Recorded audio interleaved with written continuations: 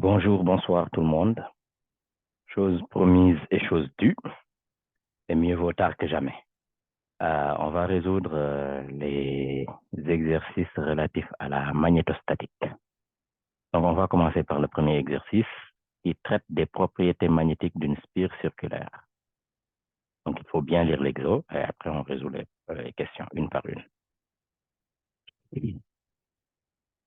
On considère une spire circulaire de rayon R, et c'est la spire là qu'on vient de dessiner de rayon R parcourue par un courant d'intensité I. Dans le sens de la figure, comme vous voyez, le courant va dans ce sens-là. Donc, qui est le sens positif. On s'intéresse au champ magnétique au point O, au centre de la spire. Je veux le champ magnétique en ce point-là. Première question. Donnez la direction et le sens du champ magnétique en haut. Bon, vous savez que pour avoir la direction et le sens du champ magnétique en haut, donc B au point O, on peut utiliser évidemment la règle du bonhomme d'Ampère, la règle du tire-bouchon, la règle de la main droite, si vous voulez. Utilisons un peu la loi de Biot et Savart. Donc, vous voyez ici que le courant circule dans le sens positif autour de la spire. Si j'utilise la règle du tire-bouchon, vous allez voir, le champ magnétique va être sortant. Okay? Donc, le champ magnétique au point O sera sortant. Donc, le champ magnétique B au point O sera sortant.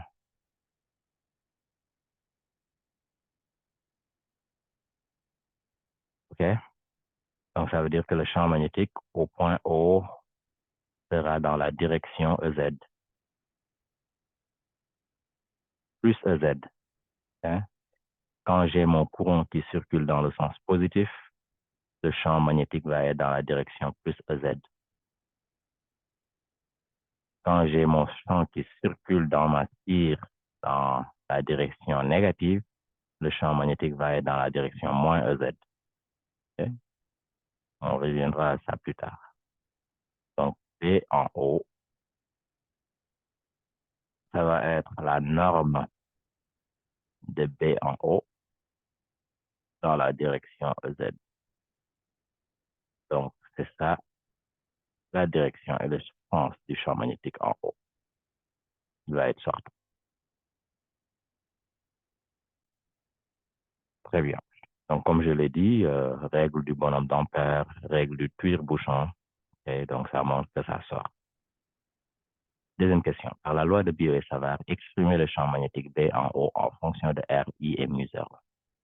Donc, ça, c'est la deuxième question. Bon, ça, c'est la première question. Donc, maintenant, on passe à la deuxième question. La loi de Biot et Savart, vous la connaissez par cœur, okay, j'imagine. La loi de Biot et Savart, LBS. Le petit champ magnétique DB créé en eau est égal à la formule mu0 sur 4pi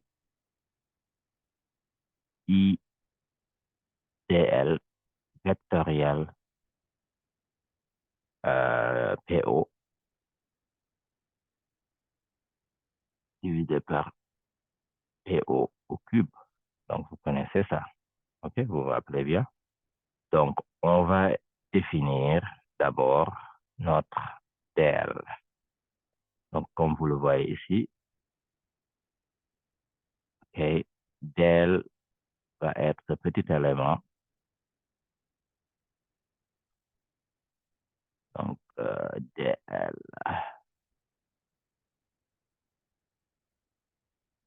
Okay.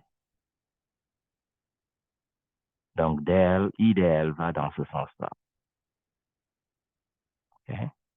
Donc, si j'écris dl d'une façon beaucoup plus claire, j'aurai dl est égal à combien? Ça va être rd θ Eθ. On est tous d'accord avec ça. Donc, c'est ça notre vecteur dl. Donc, DL est dans la direction Eθ et DL en norme, c'est R dθ. Bon, je vais utiliser une autre couleur. Par exemple, je vais utiliser la couleur bleue. Si j'appelle ce vecteur-là le vecteur unitaire ER dans la direction radiale, mon Eθ va être comme ça. Et le EZ, il est sortant, comme vous le voyez. Et EZ, il est sortant.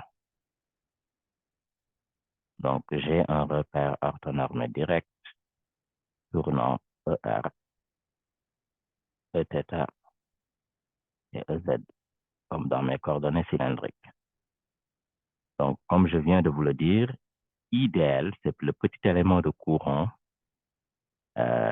qui longe ma spire. Donc, ça va être toujours tangente à la spire. Donc, comme je viens de le dire, DL vecteur, c'est DL Eθ, tangente à la spire. Ça veut dire que DL vecteur, c'est R. R étant le rayon ici. Ici, le petit r est égal à grand R. C'est fixe. Dθ multiplié par Eθ. Très bien. Maintenant, c'est quoi PO? Ouais, PO, le point P, c'est le point P est le point sur lequel mon idéal s'applique. En gros, idéal est au point O de ma spire. O est au point P de ma spire. Donc, voici le point P ici. Donc, vous voyez que PO vecteur, ici, si j'ai ER dans cette direction, PO vecteur, ça va être moins R, ER. Très bien. On est tous d'accord avec ça. OK. Donc, je veux venir et j'applique ma loi de Biot-Savart et DBO, qui est le petit élément de champ magnétique créé par IDL au point O. C'est quoi? C'est μ0 divisé par 4pi. Pi, au lieu d'écrire DL, je vais écrire R dθ θ vectoriel. Vous voyez mon produit vectoriel? Par habitude, je ne l'écris pas comme ça, je l'écris comme ça. OK? Donc, ça, c'est le produit vectoriel. Donc, après, je multiplie par PO. PO qui est quoi? Moins R, ER. Et je divise par la norme de PO au cube. Vous voyez ici, c'est quoi la norme de PO? C'est juste R. Donc, PO au cube, c'est R au cube. OK. Donc, ici, j'ai tous mes facteurs, on va dire. Et vous vous rappelez que moins 1 θ vectoriel ER, ça c'est quoi? Ça va faire moins EZ. Et donc, ça me fait plus EZ. Donc, ça veut dire que, évidemment, vectoriellement, tout ça, c'est dans la direction EZ. Bon, on savait déjà, hein? On avait déjà vu ça par la règle du tire-bouchon ou la règle du bonhomme d'Ampère, que le champ magnétique sera selon EZ. Bon, on le voit ici. Quand je combine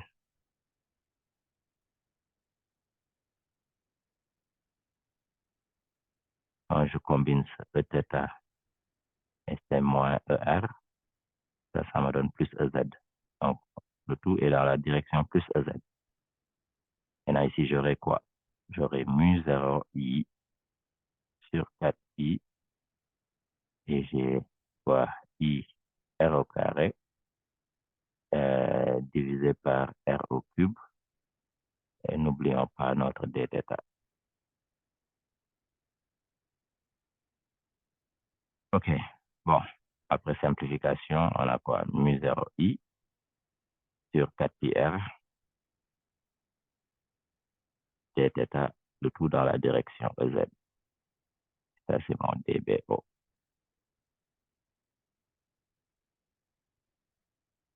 Très bien. Maintenant, si je veux l'ensemble du B en O, c'est-à-dire le champ magnétique B au point O, créé par cette spire circulaire, je dois intégrer.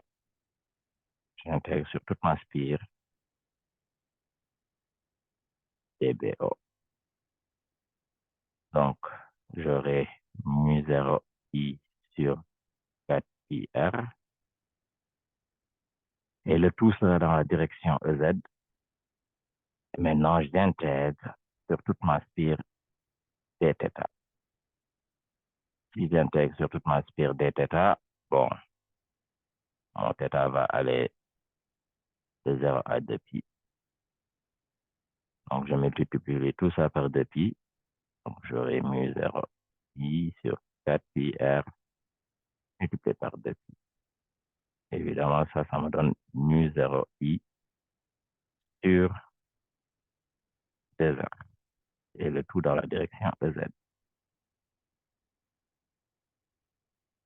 Très bien. Donc, mon champ magnétique B au point O, par la loi de Biot-Savart, me donne mu 0 I sur 2R dans la direction EZ. Et c'est ça ma réponse. Excellent. Donc, on va passer à la question numéro 3.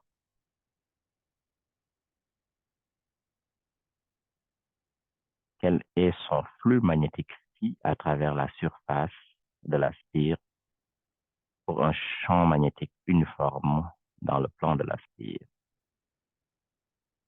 Donc, comme je vous l'ai déjà dit, on a déjà fait ce calcul.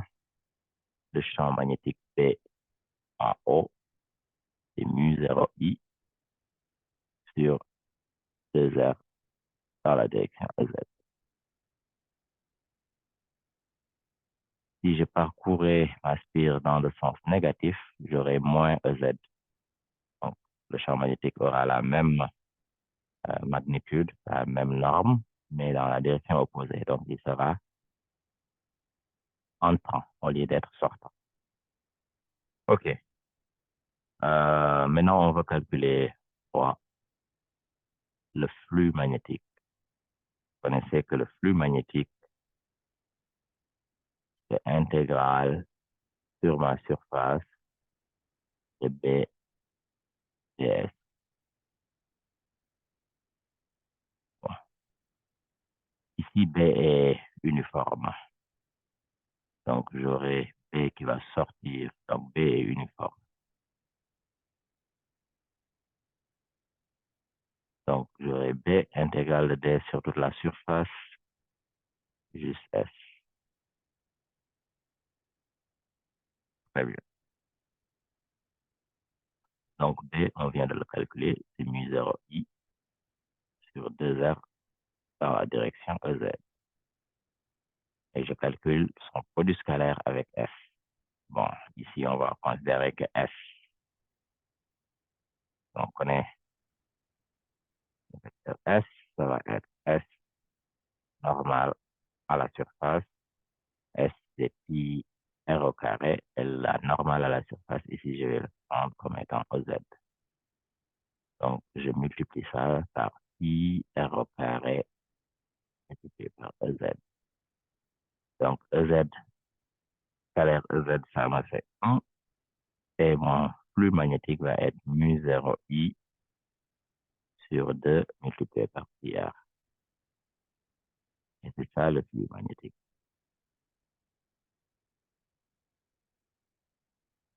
OK? Très bien. Donc, ici, j'utilise le fait qu'on considère que le champ est uniforme dans le plan de la spire. Donc, uniforme.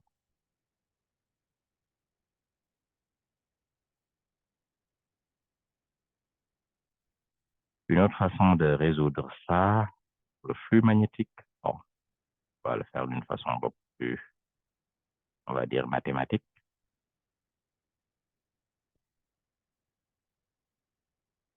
Donc, on a déjà dit que le flux magnétique phi, c'est l'intégrale sur la surface de ma sphère. Donc, c'est un intervalle surfacique de B vers ds. Donc, c'est une intégrale surfacique, ça veut dire une intégrale double. Okay? C'est une intégrale sur la surface de ma sphère. C'est mu 0 I sur 2R EZ multiplié par ds. Et ds, c'est ds en norme multiplié par le vecteur normal qui est le vecteur EZ. Okay? Donc, ds, c'est S, EZ ici. Et vous vous rappelez que ds, l'élément de surface, c'est quoi? R d θ multiplié par R dr.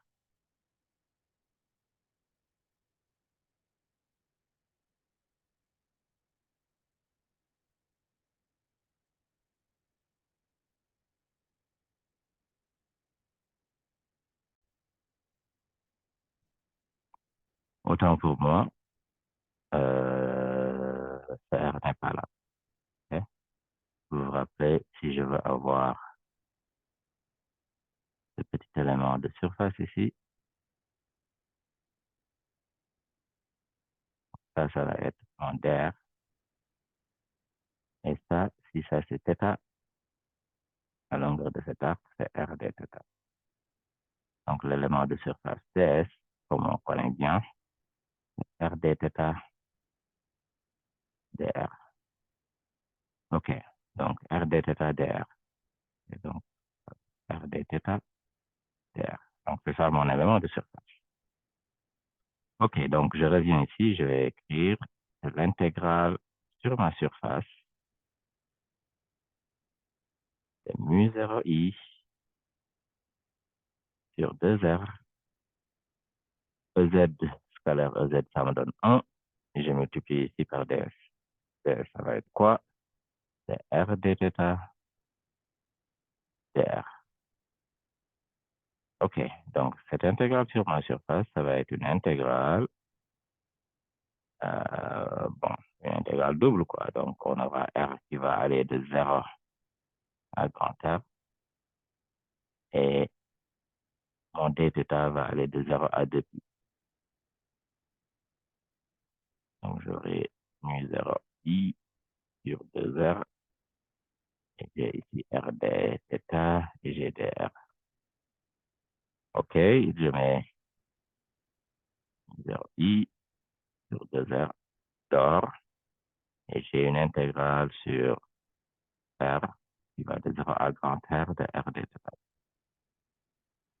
Et une RDR, pardon. Donc, je sépare.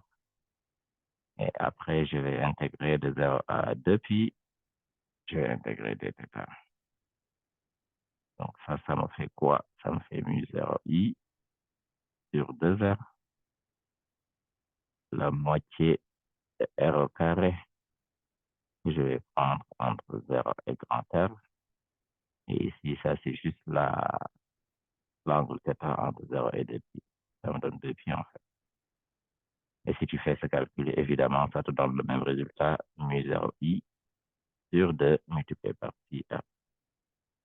Et c'est ça, le flux magnétique. Okay? Ça m'a donné, en fait, l'opportunité de réviser, on va dire, mes éléments de surface et de faire mes en intégrale double. Mais j'aurais pu parfaitement faire ça, qui est beaucoup plus rapide, évidemment. Okay? Très bien. Donc, c'est ça, l'exercice 1. On l'a déjà résolu en classe. On va passer à un autre exercice.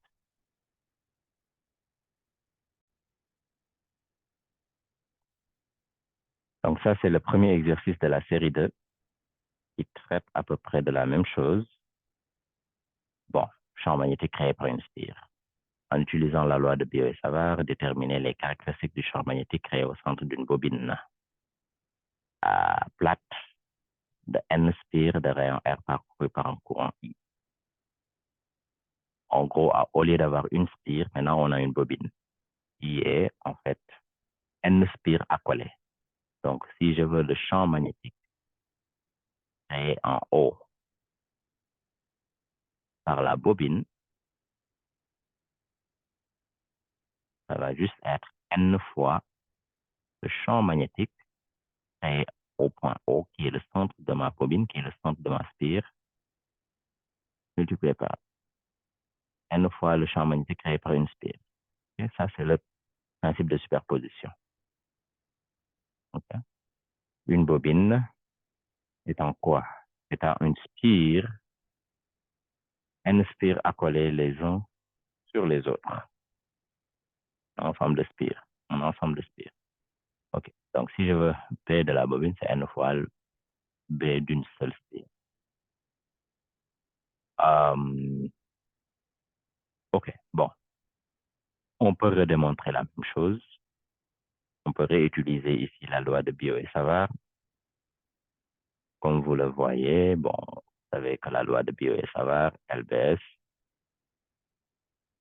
si je veux créer le petit champ magnétique, je vais écrire pour créer par IDL, c'est mu 0 divisé par 4pi, IDL vectoriel, ici ça va être PO, divisé par PO au cube.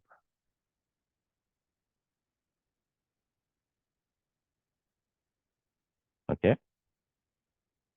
Donc, ça nous fait quoi? On a déjà fait ce calcul-là. Bon, je vais le refaire vite fait. Mu 0i sur 4pi dl vectoriel. Bon, ici, PO sur PO, je vais l'écrire EPO. EPO étant le, on va dire, le vecteur unitaire dans la direction PO. Donc, EPO, P, c'est ce point-là. EPO, c'est le petit vecteur unitaire dans cette direction. Okay? Comme on en a déjà parlé. Et divisé par PO au carré.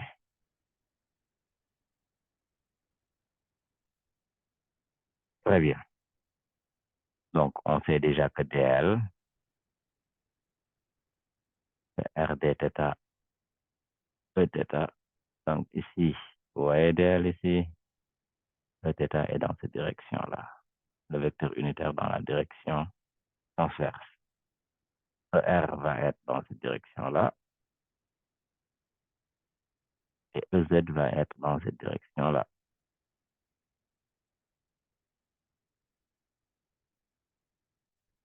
Donc, je connais DL.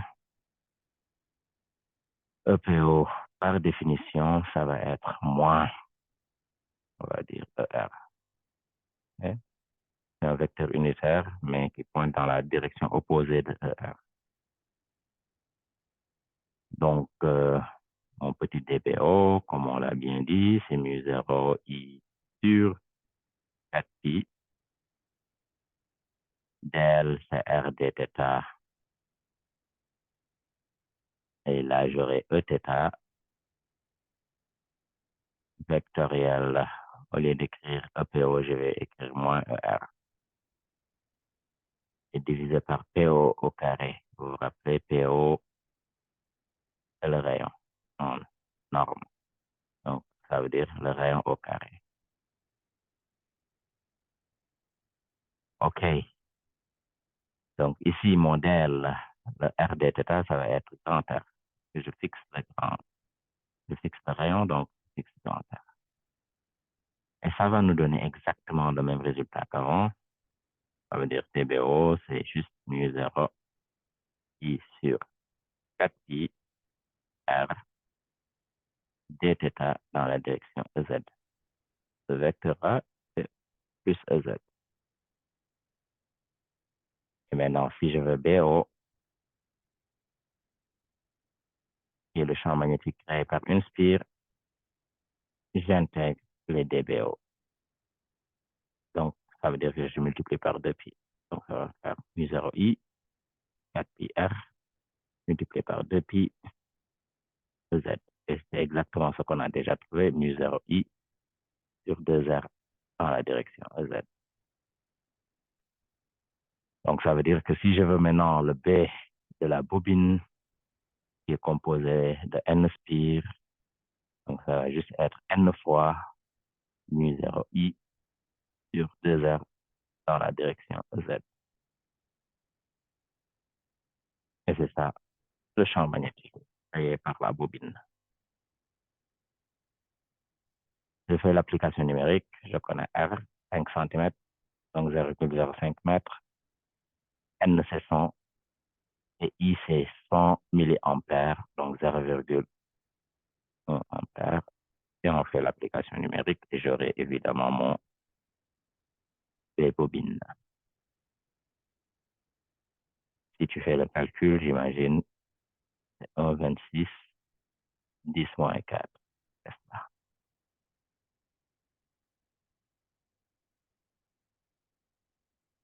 Et 1,26, gauche. OK.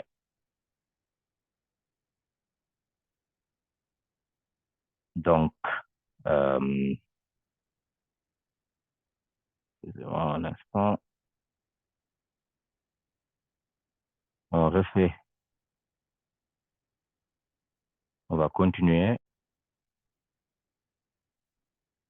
Donc, dans l'exercice 1-2, on a un fil conducteur rectiligne cylindrique, axe OZ, supposé infini de rayon A. Donc, c'est ça le rayon, on va dire. Et l'axe OZ. Donc, c'est ça l'axe OZ. Et c'est infini. Parcouru par un courant I. Donc, c'est un fil conducteur cylindrique parcouru par un courant I. Donc, l'ensemble du courant qui transperce cette cross-sectional area, ça veut dire cette surface, on va dire. Donc, l'ensemble du courant, c'est I. OK? Donc, I entre par là et I sort par là. Maintenant, je vous donne la densité volumique uniforme. Donc, je vous dis que le courant I traverse cette surface-là, il traverse, on va dire, mon fil conducteur rectiligne cylindrique. Il est réparti uniformément sur la surface, sur la cross-sectional area. Donc, ça veut dire sur la cross-section. Okay? Donc, I est uniformément réparti sur cette surface. Question numéro 1. Déterminer la densité de courant en fonction de l'intensité I en tout point M. De coordonnées cylindriques R, θ et Z. Donc, on a une symétrie cylindrique ici. Donc, mieux vaut utiliser les coordonnées cylindriques, évidemment. R, θ et Z. Dans la base orthonorme UR, U, θ, UZ. Donc, supposons que je suis à l'extérieur. Ça, c'est mon point M. Avec ses coordonnées R, θ, Z. UR, il est là. Vous le voyez. Radial. U, θ, transverse, perpendiculaire à UR. Et UZ dans la direction OZ. Donc, je veux déterminer la densité de courant. Je ne sais pas si vous vous rappelez, la densité de courant est telle que le courant total I est l'intégrale sur la surface de la densité de courant J scalaire DS, l'élément de surface. Très bien. Maintenant, si J est uniforme, comme c'est le cas ici, J est uniforme, donc le J est constant. Donc, je peux le mettre en dehors de l'intégrale. Donc, ça va être J scalaire S. Très bien. Et J et scalaire S, ils vont dans la même direction ici. J est dans la direction EZ. L'élément de surface S est dans la direction EZ aussi. Donc, ça, c'est juste J, S. Très bien. Donc, ça va être J, S, c'est quoi S? C'est pi A au carré. Et ça va être égal à I. Donc, J, c'est I divisé par pi A au carré. Et donc, c'est ça qui est ma densité de courant. Hein? La densité de courant J, ça va être I divisé par, I divisé par pi A au carré. Maintenant, ici, il y a une petite subtilité. On peut voir la densité de courant à l'intérieur, c'est-à-dire quand R est inférieur à A, et à l'extérieur quand R est supérieur à A. Quand je suis à l'extérieur, OK, c'est l'ensemble du courant I. Donc, j'ai ma densité de courant J qui est égale à, on va dire, I sur pi A au carré. Donc, quand je suis à l'extérieur, le courant I, qui est le courant, on va dire, enlacé, c'est juste J pi A au carré. Et le courant enlacé, ça va être juste égal à I. Et quand je suis à l'intérieur, c'est-à-dire que j'ai, quand R est inférieur à A, donc supposons que ça c'est R, non, quand R est inférieur à A, il est toujours J, il est uniforme, donc c'est l'ensemble du courant divisé par pi A au carré. Et aussi, ça va être égal à I enlacé divisé par la surface enlacée, qui est pi R au carré. Donc, ça veut dire que I enlacé, quand R est inférieur à A, c'est égal à combien? C'est égal à I R au carré divisé par pi A au carré. On va revenir à ça plus tard. Okay? Juste pour vous dire que quand je suis à l'extérieur, comme le point ici, si je prends ça, on va voir ça quand on va faire la question 3, théorème d'Ampère. Donc, quand je suis à l'extérieur, I enlacé ou I intérieur, ça va être égal à I. Quand je suis à l'intérieur, I enlacé ou I intérieur, ça va être une portion de I. Ça va être I R au carré sur A au carré. On va y revenir plus tard. OK. Bottom line. Ce qui est important ici, c'est juste savoir que J est uniforme. Et c'est I, pardon, divisé par I A au carré. En classe, j'ai développé plus sur ça. Si vous vous rappelez bien, j'ai bien discuté ça. Pas trop. OK. Donc, on va voir maintenant la question numéro 2. En utilisant les propriétés de symétrie et d'invariance, déterminer la structure du champ magnétique. Direction, sens, dépendance par rapport à quelles coordonnées. OK. Ça, c'est... On va utiliser le cours. Comme vous vous rappelez, on va commencer d'abord par l'invariance. Bon, ici, a priori, B est un vecteur, okay, évidemment, ou un pseudo-vecteur, et a priori, il dépend de R de θ de Z. Et si vous regardez bien, la distribution de courant est invariante par translation dans l'axe OZ. Donc, on a une invariance par translation suivant OZ. Donc, invariance par translation suivant l'axe OZ. Pourquoi? Parce que le fil est infini. Donc, sur l'axe OZ, tu ne dois pas dépendre de Z.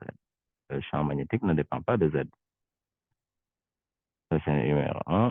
On a aussi une invariance par rotation. Invariance par rotation d'angle θ. Donc, je ne dépends pas de θ. Donc, en regardant l'invariance, on sait que mon champ magnétique B ne va dépendre que de la distance radiale. OK? Qui est la distance par rapport à l'axe central de mon cylindre. Très bien. Maintenant, en termes de direction, quelle est la direction de B? Dépendance, on sait que B dépend que de F. Maintenant, quelle est la direction de B? B est dans quelle direction?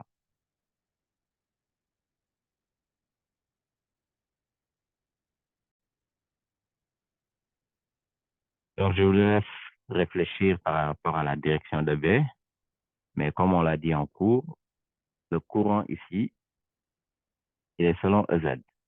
Okay? Il est selon EZ. Donc, c'est un courant poloïdal. Donc, ça veut dire que le champ magnétique sera toroïdal. Et le champ magnétique va tourner autour de mon cylindre ou de mon fil. Okay? Bon, en fait, le champ magnétique B sera dans la direction Uθ. Une autre façon de le voir, c'est de dire que le plan, on a un plan ici, et c'est le plan M, qui contient M, qui contient UR, qui contient UZ. Donc, en fait, ce plan-là,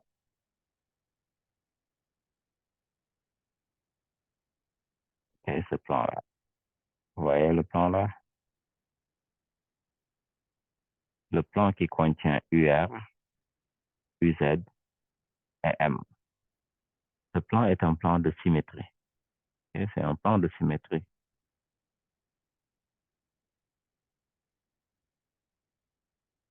C'est un plan de symétrie de ma distribution de courant.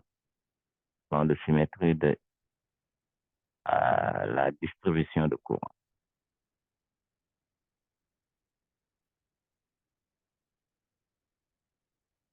Donc, le champ magnétique B sera orthogonal, sera perpendiculaire à ce plan de symétrie. Sera orthogonal au plan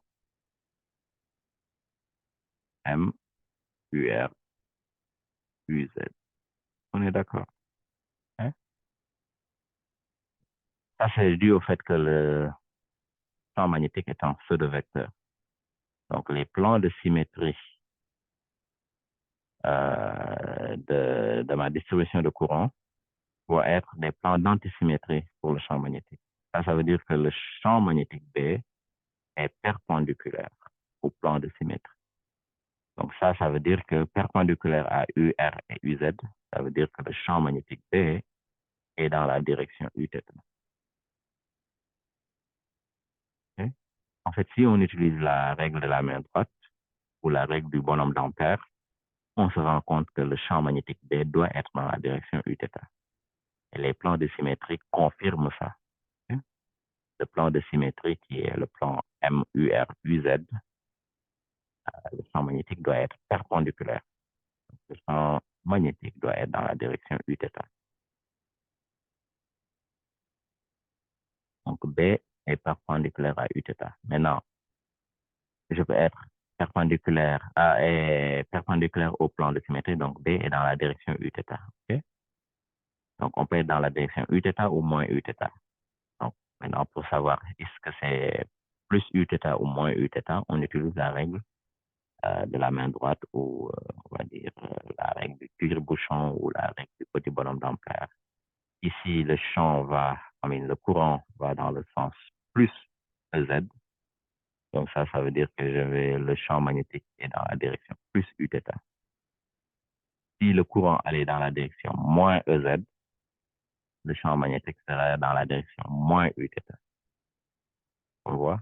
Okay? Donc ici, je vais écrire B maintenant, ne va dépendre que de R, c'est dans la direction Uθ. Très bien. Maintenant, on va passer à la question numéro 3.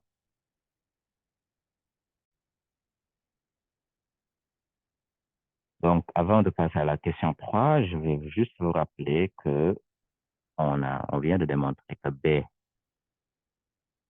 est dépendant que de R et B est dans la direction U θ. Très bien. Maintenant, on va déterminer B en utilisant le théorème d'Ampère.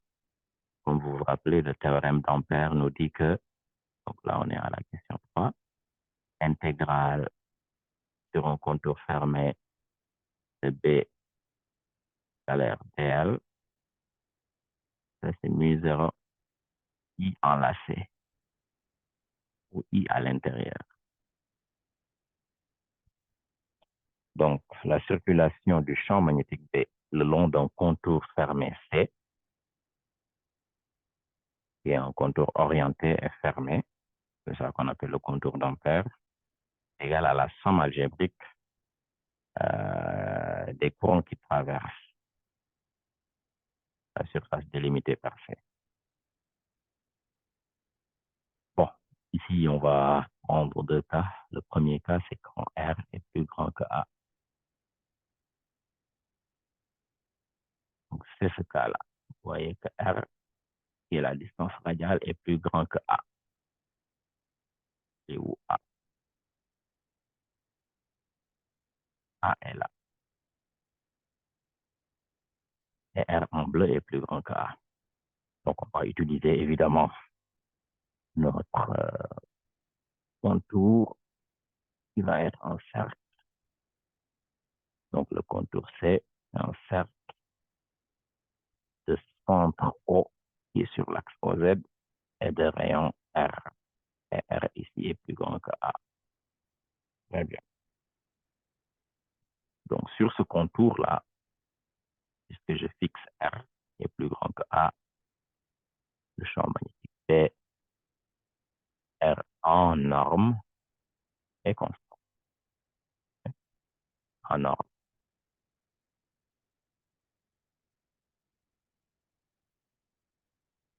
Donc, on va écrire intégrale sur ce contour de B dl, ça va être mu0 I enlacé ou I intérieur. Donc, c'est quoi? Bon, ça c'est un cercle. OK? Mon cercle n'est pas très joli. C'est un cercle de centre O de rayon R qui est supérieur. OK. C'est quoi I enlacé? I enlacé, c'est le I qui est donné. Donc, j'enlace l'ensemble de ce courant I. Donc, I enlacé, I enlacé ou I intérieur égale à grand I. OK?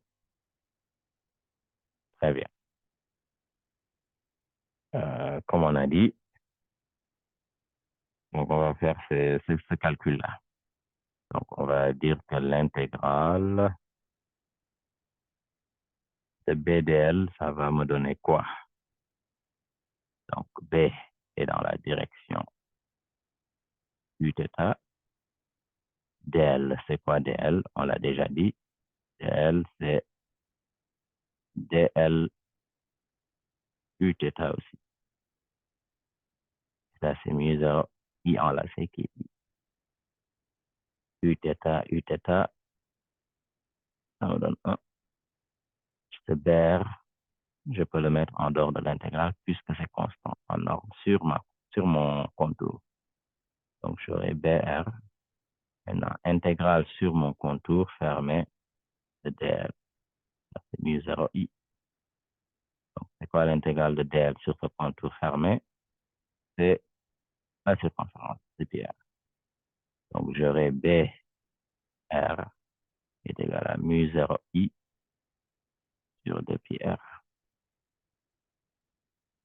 Et c'est ça le champ magnétique à l'extérieur.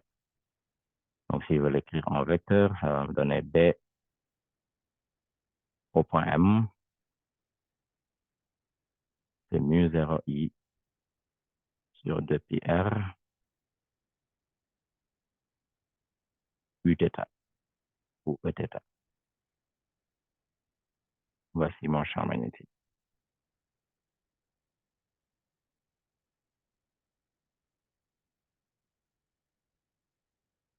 Maintenant, à l'intérieur, je vais faire la même chose. Je vais choisir dans mon contour fermé, qui va être ce cercle-là. Donc, mon contour fermé, ça va être le cercle de centre O et de R. Maintenant, R est inférieur à A. Je vais appliquer le théorème d'Ampère sur ce contour.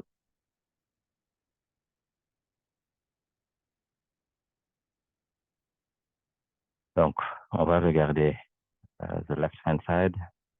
Ça va être intégral sur le contour de B, U θ, dl, U θ. Donc, ça me fait intégral sur mon contour de B dl. Mais vous rappelez que sur le contour, il y a un R fixe, le B est constant, donc je peux mettre le B à l'extérieur. Et je vais intégrer dl sur le contour qui est 2πr. Et donc, on a fait ce calcul. Maintenant, ça doit être égal à mu0 I intérieur. Maintenant, c'est quoi I intérieur? On en a déjà parlé. I intérieur est le courant à l'intérieur de cette boucle ou de ce contour. Comment on le calcule? C'est simple. On va utiliser le fait que la densité de courant est uniforme. La densité de courant est uniforme, ça veut dire que le courant total sur la surface totale est égal au courant à l'intérieur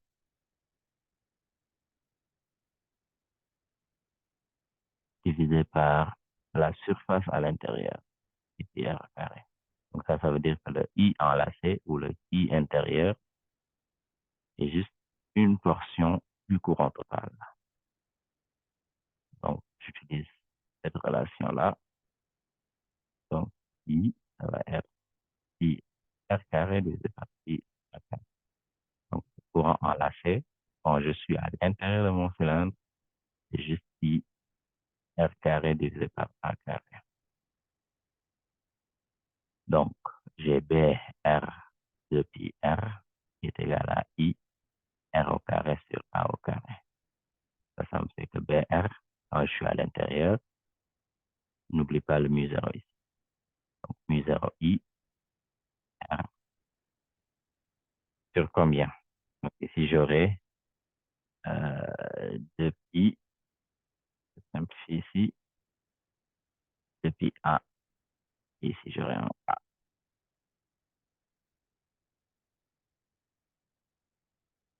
Donc, B pour R inférieur à A, ça me donne mu0 I sur 2pi A multiplié par R divisé par A. Et on est dans la direction U θ. Je peux l'écrire ainsi. B en R inférieur à A, ça me fait mu0 I sur 2pi A au carré multiplié par R dans la direction U θ.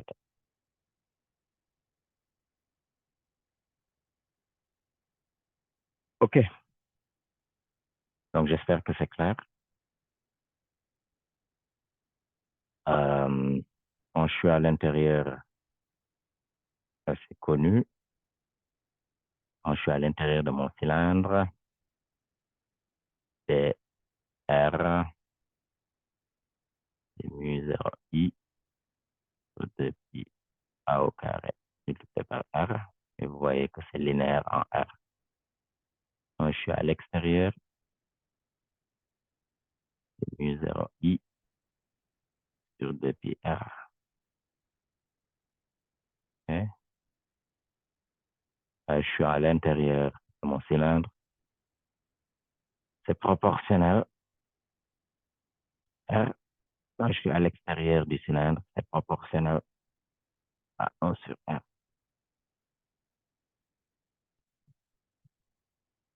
Et tous les deux sont dans la direction U θ.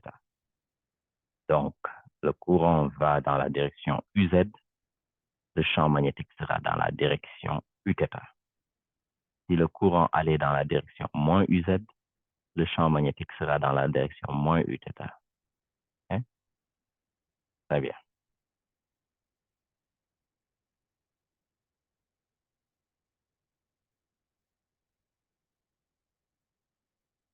Maintenant, on va regarder un autre exercice. Donc, l'autre exercice, c'est dans la série 2. Et c'est à peu près la même chose. Bon, c'est d'une autre façon, juste pour renforcer ça. On considère un câble rayon R de longueur infinie parcouru par un courant d'intensité I uniformément réparti dans la section du conducteur. À l'aide du théorème d'Ampère, déterminer l'intensité du champ magnétique B en un point situé à une distance R de l'axe du câble. Donc, évidemment, on va regarder les deux cas. R est supérieur à grand R qui est à l'extérieur et petit r est inférieur à grand R qui est à l'intérieur. Puis tracer la courbe de la norme de BR. Donc, en fait, c'est le même exercice, exactement le même exercice. Donc, on va renforcer ce qu'on a dit tout à l'heure. Donc, vous voyez que le courant va dans la direction EZ. Ça, je vais dire que c'est la direction EZ plus EZ. Donc, ça va être ma direction ER. Ça va être ma direction Eθ. Et ma direction EZ vers le haut. Donc, c'est ça mes vecteurs unitaires. Et vous voyez en fait que je dis que le courant d'intensité I est uniformément réparti dans la section du conducteur. Donc, J, qui est ma densité de courant, ça va être I divisé par I R au carré. C'est uniforme. Ça veut dire que c'est constant.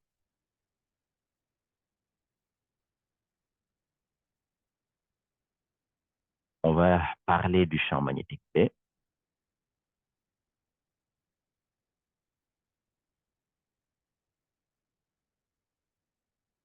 Par invariance, B ne dépend que de R.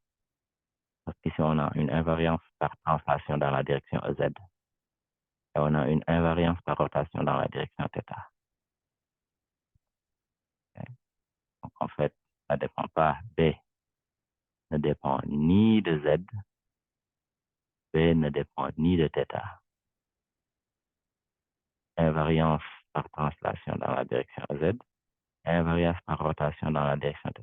Donc, B ne dépend que de R. Ça, c'est la première chose. Deuxième chose, B est dans la direction Uθ. On en a déjà parlé. Okay? C'est-à-dire, si on prend le plan, supposons que ça, c'est le plan M.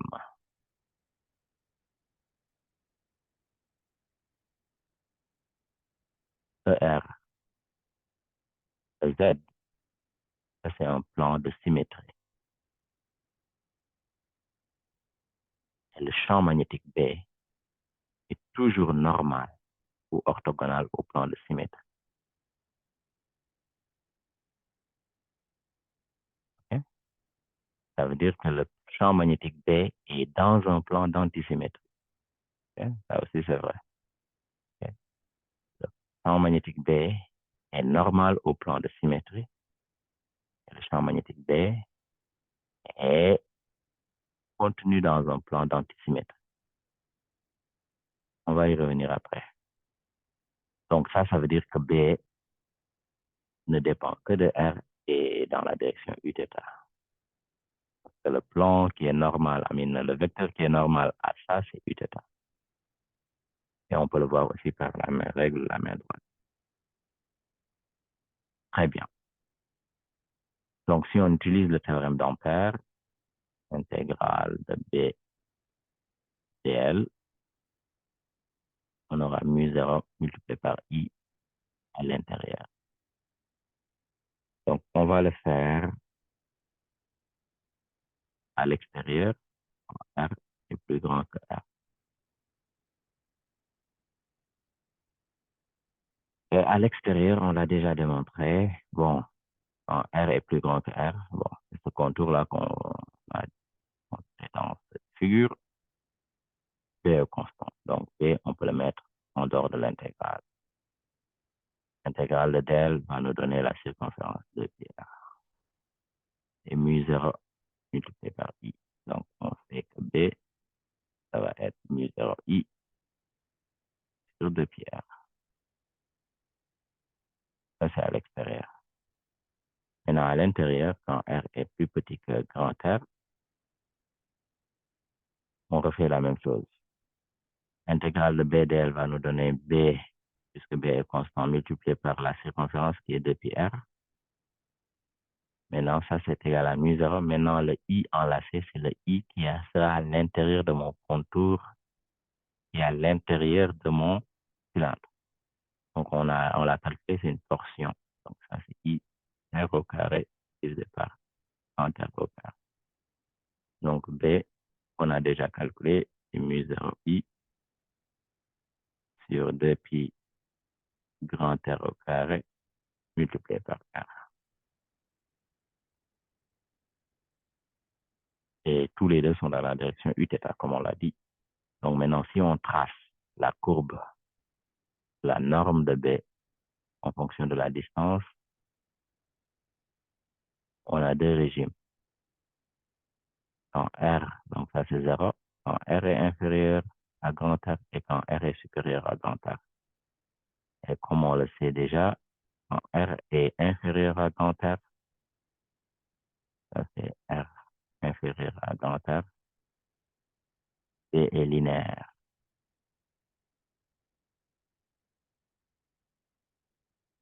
Et quand R est supérieur à grand R, B est proportionnel à 1 sur R au carré. Donc ici, c'est proportionnel à R. Et ici, on est proportionnel à 1 sur R.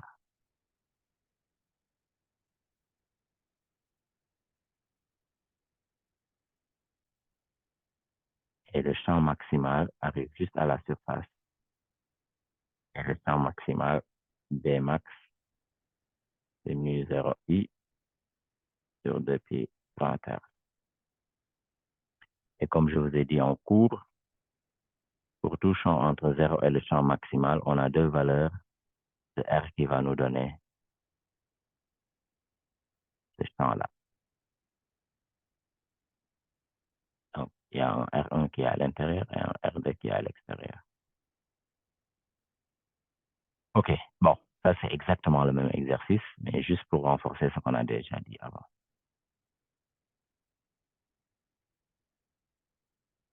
Donc maintenant, on va passer à un autre exo.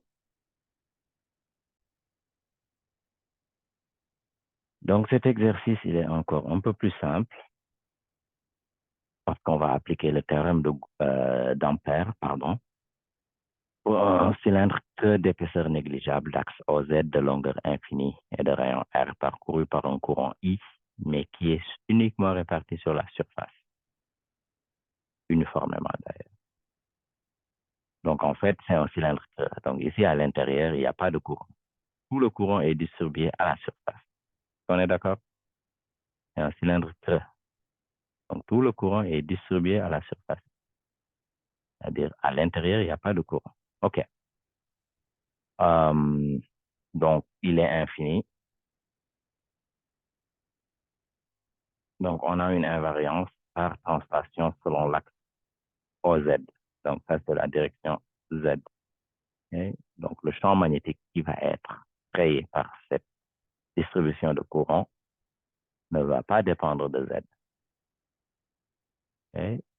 B, a priori, dépend de toutes mes coordonnées. Ici, c'est R, θ et Z. Donc, on a une invariance par translation suivant l'axe OZ. Donc, B ne va pas dépendre de Z.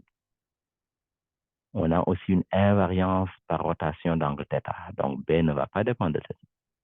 Donc, B ne dépend que de R. OK? Très bien. Ça, c'est pour les invariances. Donc, B ne dépend que de la distance radiale, la distance par rapport à l'axe central de mon cylindre. OK? Que je sois à l'intérieur ou à l'extérieur, le champ magnétique va dépendre de la distance radiale, de cette distance-là qu'on a bien voulu vous montrer ici. Donc, ça, c'est par rapport à l'invariance, donc à la dépendance. Okay? Maintenant, par rapport à la symétrie. Vous voyez ici, j'ai un plan de symétrie. C'est quoi le plan de symétrie? Le plan de symétrie, c'est le plan M, E, R, E, Z. Donc, ça, c'est un plan de symétrie. Vous le voyez ici. C'est ce plan-là, comme vous le voyez. OK? Bon, je vais le déterminer comme ça. OK? Donc, ce plan-là est un plan de symétrie. Pourquoi je dis que c'est un plan de symétrie? Bon, vous voyez qu'il coupe le cylindre en deux régions qui sont parcourues par des courants symétriques. Et comme vous le savez, le champ magnétique B est toujours perpendiculaire au plan de symétrie. Okay? Donc, ça veut dire que le champ magnétique B est dans la direction. C'est quoi la direction normale à ce plan? M, E, R, E, Z. C'est la direction E, θ. Donc, B dépend que de R et est dans la direction θ. On peut utiliser aussi la règle du bonhomme d'Ampère, on peut utiliser la loi de Biot-Savart. B sera dans la direction θ. OK. Mais aussi le plan M, ER, Eθ. Ça, c'est un plan d'antisymétrie. Plan d'antisymétrie. OK? Donc, ce plan-là, considérez-le comme infini. OK? C'est un plan d'antisymétrie. Pourquoi? Il coupe mon cylindre infini en deux courants qui sont antisymétriques. Donc, le courant en bas, il rentre, le courant en haut, il sort. Donc, un plan d'antisymétrie, mon champ magnétique va être et dans le plan d'antisymétrie.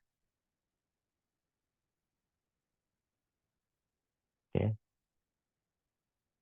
Mais c'est un plan, tu vois. Si je suis, mon champ magnétique est dans un plan, il peut être dans n'importe quelle direction. Donc, en fait, l'argument le plus probant, c'est ça. C'est le plan de symétrie, en fait. Okay? Donc, M, E, R, E, Z est un plan de symétrie. Donc, B va être perpendiculaire au plan de symétrie. Donc, B est dans la direction E, θ. Et vous pouvez le voir. En fait, bon, physiquement, vous le sentez, quoi. Vous voyez que j'ai un courant qui est poloïdal. Évidemment, j'aurai un courant, un champ magnétique toroïdal. Le courant, comme vous le voyez, il est poloïdal. Donc, j'ai un champ magnétique qui va circuler autour, qui va être toroïdal.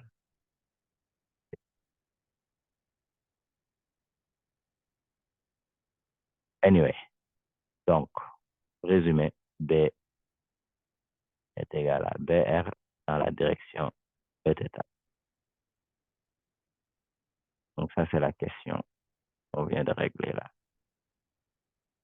Maintenant, en utilisant le théorème d'Ampère, calculer le champ magnétique B en un point M. Maintenant, on va regarder à l'intérieur quand R est inférieur à grand R. Ça, c'est à l'intérieur. Et à l'extérieur quand R est supérieur à grand R. Ça, c'est à l'intérieur de mon cylindre creux. Et ça, c'est à l'extérieur de mon cylindre creux. On commence par où? Bon, on va commencer à l'intérieur. Théorème d'Ampère, intégrale de B dot dl, c'est mu 0 I à l'intérieur, ou I enlacé. OK. Donc, quand je suis à l'intérieur, je vais prendre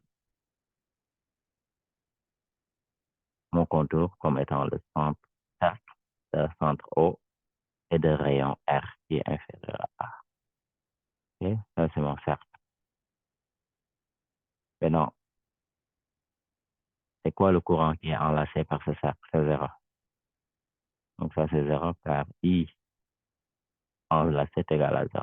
Donc, ça veut dire que le champ magnétique à l'intérieur quand R est supérieur à grand R, c'est égal à 0.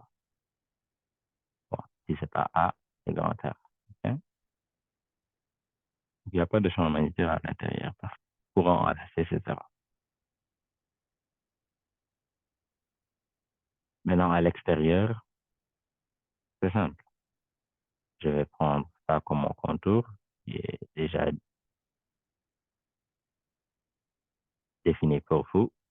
Donc, si j'applique intégrale de B de L, qui est égal à mu 0 I enlacé, à l'extérieur, I enlacé est égal à I. Donc, on va faire intégrale de le contour fermé de B de L. Les deux sont dans la direction Uθ. Donc, voilà, donc, on va appeler que B, c'est B, Uθ et dl, c'est R dθ, Uθ. Donc, ça veut dire que le Uθ va partir. Ça, c'est mu 0 I. Donc, B est constant, je le mets à l'extérieur. Ça, c'est 2 pi R. L'intégrale de dl sur mon contour, à la mu 0 I. Donc, B en R est supérieur à grand R. C'est comme on sait déjà mu 0 I sur 2 pi R. Très bien.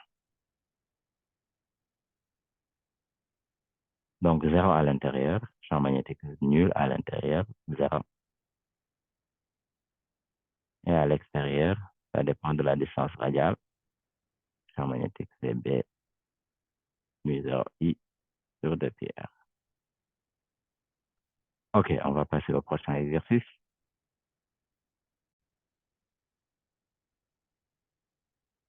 Donc, ça, c'est un exercice de la série 2 qui s'intitule Principe du moteur à courant continu. On va avoir un peu d'induction, quoi. Donc, on le fait rapidement. Donc, on a le circuit ci-dessous. À l'instant T égale 0, on ferme l'interrupteur. À T égale 0, on ferme cet interrupteur-là. Et on est en circuit fermé. Donc, on a une batterie, une force électromotrice. On va dire des fils conducteurs. Et on a ici cette barre AB.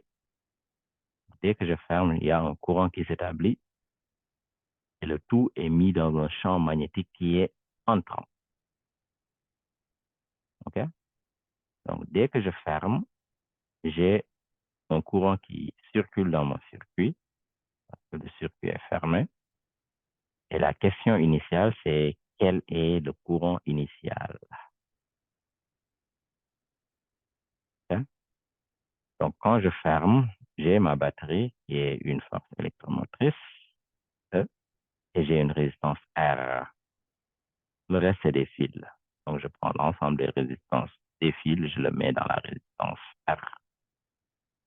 Donc, I0, si j'utilise la loi d'Ohm, ça va être juste E, qui est la différence de potentiel donnée par la FM, divisé par R, qui est la résistance totale. Donc, si j'utilise l'application numérique, donc je vais 6 volts divisé par 1 ohm. Ça me fait 6 ampères. Donc, dès que je ferme le courant initial I0, c'est 6 ampères. Et c'est égal à E, qui est la FM de ma batterie, qui est la seule qui existe à T égale 100 divisé par la résistance. Très bien. Donc, ça, c'est la première question. Comme on l'a dit, on a fait tout ça et on l'a plongé dans un champ magnétique qui est entrant. On va regarder la seconde question. Déterminer les caractéristiques de la force magnétique de la place qui s'applique sur la barre. Vous savez que si j'ai une barre parcourue par un courant I plongé dans un champ magnétique externe, c'est une force de Laplace. Vous vous rappelez, F, une force magnétique de Laplace, c'est I, L, vectoriel B. Ici, comme on l'a dit, I va dans ce sens-là. Donc, I va en bas. Donc, si j'utilise la règle de la main droite, IL va en bas, B va à l'intérieur, F est à droite. Ça, c'est F magnétique. Ça, c'est la force de Laplace. OK? Donc, on sait que la force de Laplace, si on utilise la règle de la main droite, la force de Laplace est dans la direction, je vais appeler cette direction-là EX. Ça, c'est la direction des X. Ça, c'est la direction des Y. Et la direction des Z qui sort.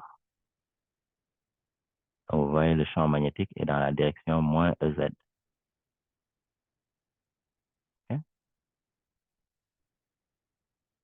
Donc, bon, on va dire I, L. L, c'est quoi? L, c'est la direction, le vecteur AB. L, c'est le vecteur AB. Multiplié par B, et B, c'est le B extérieur. Okay? Donc, ça, c'est I. D'après ce que je viens d'écrire là, bon, vous vous rappelez que L, c'est AB, et ça va être, si je prends ça dans la, bon, ça va être moins L, E, Z, E, Y. On est tous d'accord.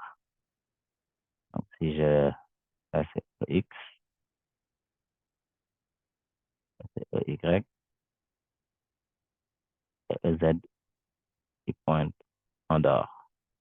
Donc, AB a une longueur L, et c'est dans la direction moins E, Y. Et B, c'est dans la direction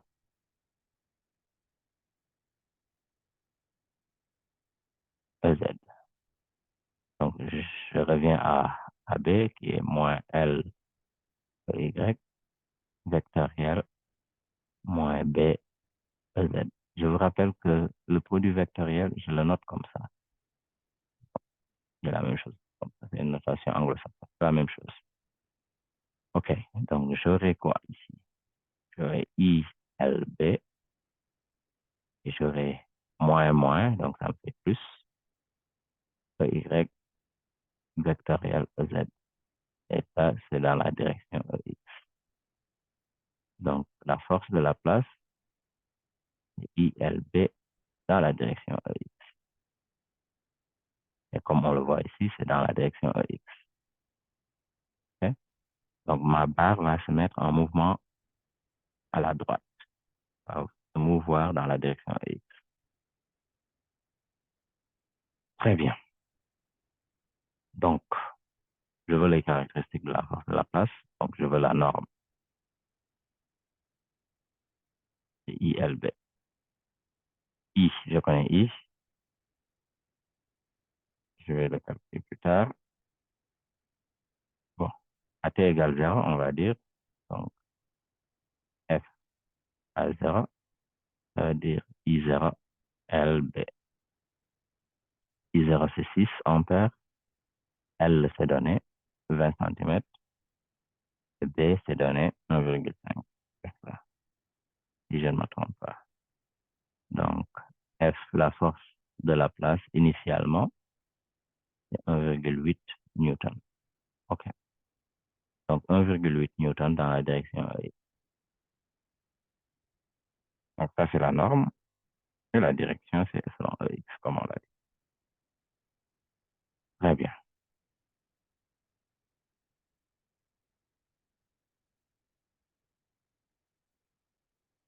Maintenant, à l'instant T, la barre se déplace à la vitesse V. Sous l'effet de la force magnétique, la barre est mise en mouvement. Et je ferme l'interrupteur, j'ai un champ magnétique. J'ai une force. Donc, en fait, c'est ça le principe du moteur, quoi. Donc, le principe du moteur, c'est en fait transformer une énergie électrique en énergie mécanique. Je branche, j'ai une force, j'ai un mouvement. C'est le moteur. C'est le moteur en continu.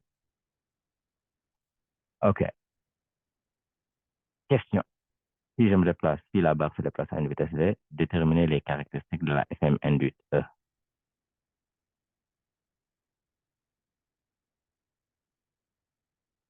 Donc, initialement, V0 égale 0. À T égale 0, il n'y avait pas de mouvement. Ça, c'est juste avant que je ferme. Puis, à T supérieur ou égal à 0, j'ai un courant. Donc, j'aurai une vitesse VT qui est supérieure à 0. Donc, ma barre va se mouvoir dans la direction EI, comme on l'a dit.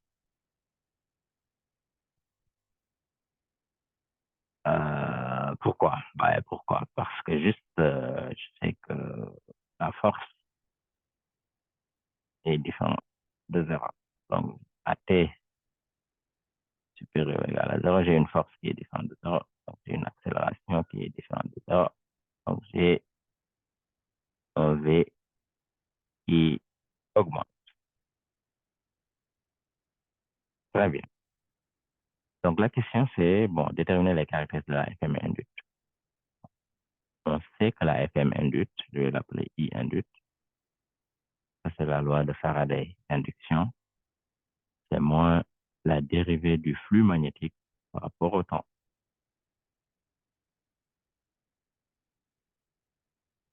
Ici, c'est quoi le flux magnétique? Le flux magnétique, c'est intégral de B ds. Si B est constant, donc je le mets en dehors, donc c'est BS. Ça va me mettre quoi? Ça va être BS.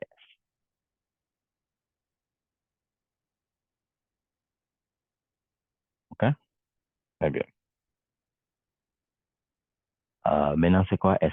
S est la surface. Ça. Donc, si j'appelle ça X, et X change à cause de cette force, j'appelle ça L. S, c'est L fois X. Donc, le flux, c'est BLX.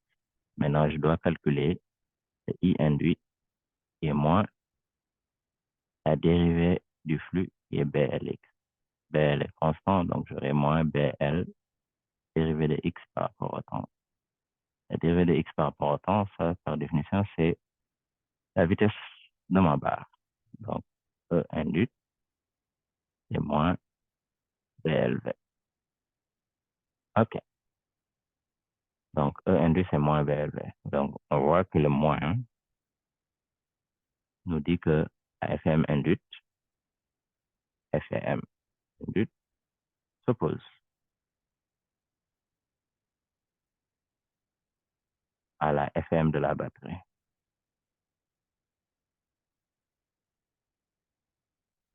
qui est grand E. Et c'est ça la loi de Faraday, en fait. Donc, le courant induit et la FM induite s'opposent au changement de flux. Okay? La loi de Lenz. Okay? Vous vous rappelez? Donc, vous voyez que si j'ai ma FM de ma batterie, la FM induite s'oppose. En norme, la FM induite, c'est BLV. En valeur absolue, quoi. Mais en direction, elle va s'opposer à la FM de la batterie. Donc, c'est pour ça que je la note comme ça. Très bien. Donc, on va répondre à la question suivante.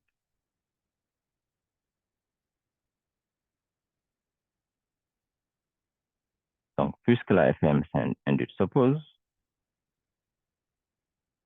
on peut redéfinir notre circuit qui est comme ça. On a la FM de la batterie, on a la FM induite qui s'oppose à la FM de la batterie, et on a une résistance. Et le courant I, c'est le courant qui parcourt mon circuit.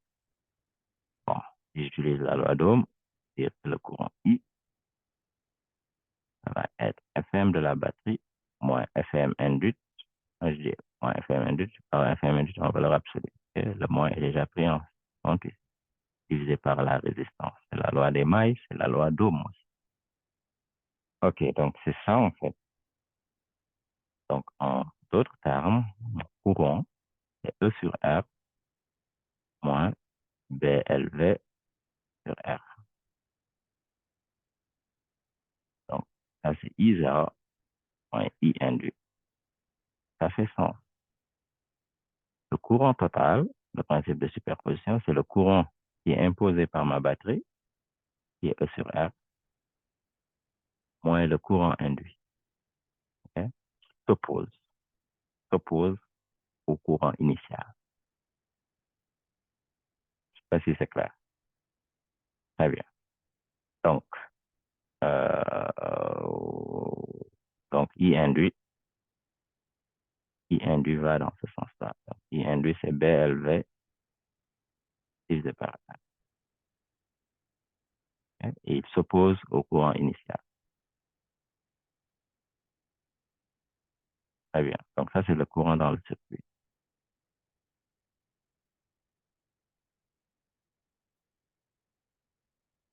Donc,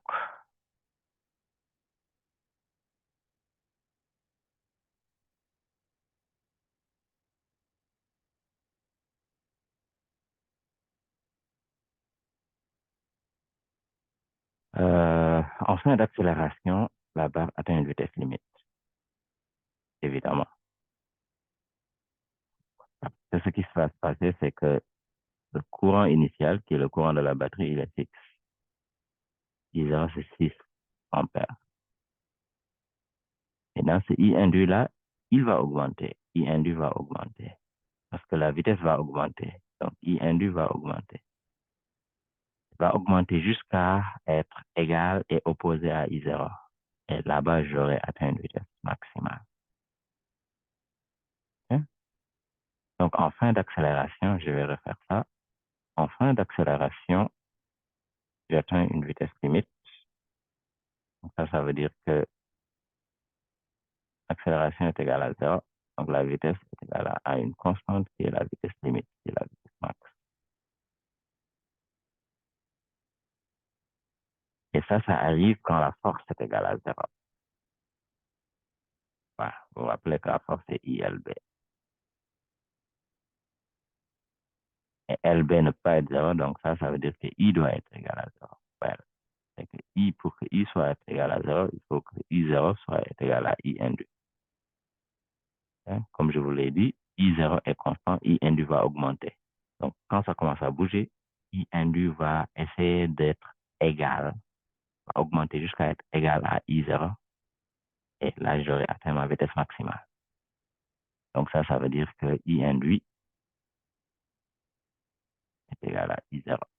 En d'autres termes, BLV sur R est égal à E sur R. C'est simplifié par R. Donc, V, ça va être E sur BL. Là, ça va être la Vmax. Donc, Vmax, qui est E sur BL, E, on sait c'est quoi? C'est 6 volts.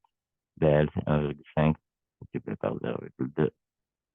Donc, ça nous donne 20 mètres par seconde. Donc, la vitesse maximale, ça va être 20 mètres.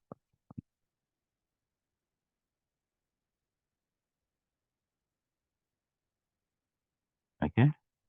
Et quand j'ai cette vitesse maximale, évidemment, I induit va être égal à 6 ampères. Et I0 va être égal à 6 ampères. Mais ils vont s'opposer. Donc, I dans le circuit va être égal à 0. Donc, ça veut dire que force sur la barre, c'est égal à 0. Ça veut dire que l'accélération est égale à 0. Ça veut dire que V est égal à V max égal à 20 mètres par seconde. OK? Très bien. On passe à l'autre exercice.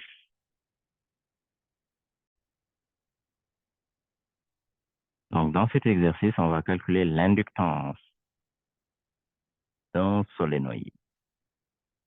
Donc, vous vous rappelez que le champ magnétique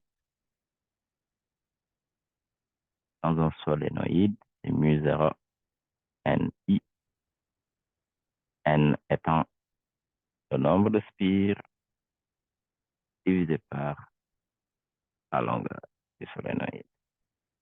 Okay. Donc, c'est le nombre de spires par unité de longueur. Donc, ici, bon, ça va être 1000 divisé par 0,8. Ça nous fait 1250.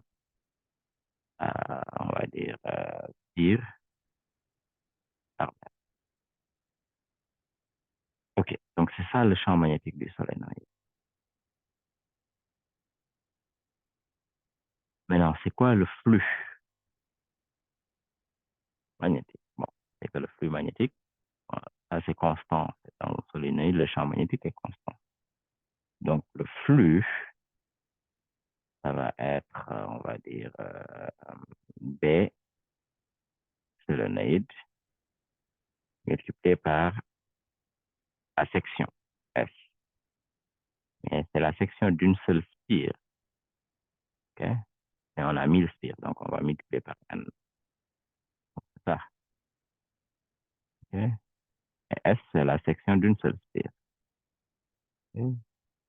On appelle en anglais cross-sectional area. Très bien. Donc, le flux va être N, B, qui est mu0, petit n qui est grand N divisé par L, multiplié par I. OK? Donc, ça nous fait quoi? N au carré, mu0 divisé par L, et n'oubliez pas notre S ici, pardon, multiplié par S, et le tout multiplié par I.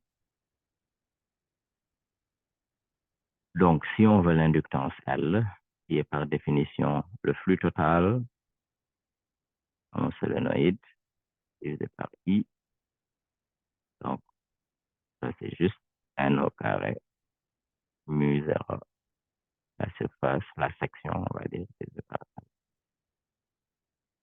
Et on connaît tout ici, hein? N c'est 10 puissance 3, en au carré, mu0 c'est 4 pi 10 moins 7, en unité internationale, S c'est 36 10 moins 4, et on divise par, évidemment, L qui est 0,8. Ça nous fait combien? Ça nous fait 5,65 10 moins 3 Henri. L'inductance L est en Henri, donc ça me fait 5,65 millihenri. Et il faut juste faire attention à ce facteur N-là, parce que si je veux le flux total, c'est N fois le flux dans une spire. Donc c'est un solénoïde, donc n'oubliez pas le N au carré. OK, maintenant je vous dis que I, c'est 0,5 ampères. C'est quoi l'énergie emmagasinée? C'est que l'énergie emmagasinée, ça va être 1 demi de L I au carré. Donc, on fait le calcul et on aura l'énergie emmagasinée qui est 7,1 10 puissance moins 4 joules. Évidemment, L, je le laisse en Henri. I est en ampère. On fait le calcul et ça nous donne le résultat final. Donc, on s'arrête là pour le moment. Je vais faire les autres exercices qui sont un peu plus intéressants, on va dire. Allez, bon courage.